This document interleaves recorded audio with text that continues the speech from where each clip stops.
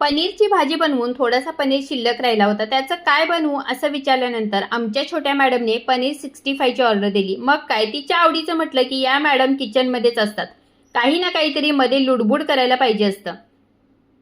पनीरच्या तुकड्यांमध्ये इथे मी लाल तिखट, मीठ, कॉर्नफ्लॉवर, चाट मसाला आणि आणून किसलेलं आलं लसूण याच्यामध्ये घातलं आणि चांगलं मिक्स करून घेतलं आणि हे तळून घेतलं. आलं लसूण बारीक कट करून घेतली, हिरवी मिरची उभी कट करून घेतली. पॅनमधलं तेल बाजूला काढून थोडंसं तेल शिल्लक ठेवलं.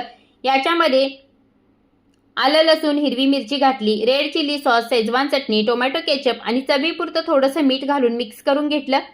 तळलेले पनीरचे तुकडे याच्यामध्ये घातले आणि अर्धा मिनिट हे परतून घेतलं. तयार झाला पनीर 65.